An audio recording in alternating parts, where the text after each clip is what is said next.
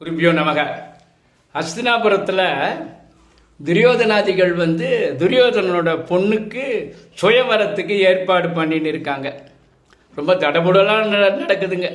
அந்த நேரம் என்ன ஆச்சு, சாம்பன்னு ஒருத்தன் என்ன பண்ணா, உள்ள பூந்து துரியோதன பொண்ணை கிட்னாப் பண்ணிட்டு போயிட்டாங்க. அந்த சாம்பன் யாருன்னா ஜாம்பவாதி கிருஷ்ணன், நம்ம ஸ்ரீகிருஷ்ணனே தான். அவருக்கு பிறந்தவன் தான் சாம்பன். இவன் எடுத்துட்டு போனதை துரியோதனனுக்கு தகவல் தெரிஞ்சிடுச்சுங்க. கூப்பிட்டான், கர்ணா வாடா போகலான்னு சொல்லிட்டு நேராக போய் எதுகுலத்தை போய் பிடிச்சி அவனை சாம்பனை பிடிச்சி கொண்டு ஜெயிலில் போட்டாங்க. ஹி வாஸ் இம்ப்ரிசன்டு, ஜெயிலில் பிரிசன் ஆகிட்டுங்க. தகவல் ஜாம்பவாதி கிருஷ்ணங்கிட்ட சொல்லி, கிருஷ்ணன் வரார் போருக்கு. அப்போது அண்ணன், அவரோட அண்ணன் பலராமன், அங்கே பாருங்க, அண்ணன் தான், தம்பி தான். அந்த பாரு, உன் பையன் பண்ணது தப்பு. இப்போ நான் போய் அவனை கேட்குறான், துரியோதனனை போய் நான் சொல்கிறேன், அவன் என்னுடைய மாணவன், அவனுக்கு குஸ்தி நான் கற்றுக் கொடுத்தான்னு போன உடனே ஏதோ சொல்லி பேச்செல்லாம் வந்தது பாருங்க. திடீர்னு என்ன பண்ணிட்டான், இந்த எதுகுலத்தை குலத்தை யார் குலத்தையும் தப்பாக பேசக்கூடாதுங்க. கர்ணன் இந்த யுத்தத்துக்கு காரணமே கர்ணனை தப்பாக சொன்னதால தாங்க வந்தது.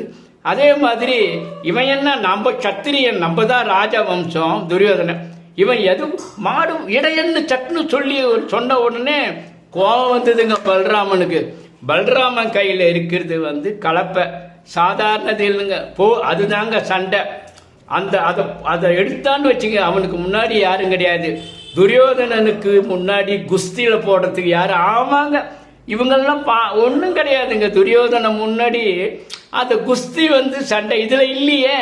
போர்க்குதில் காலாட்படை, குதிரைப்படை, யானைப்படை, தேர்ப்படை, குஸ்திப்படை இல்லையே.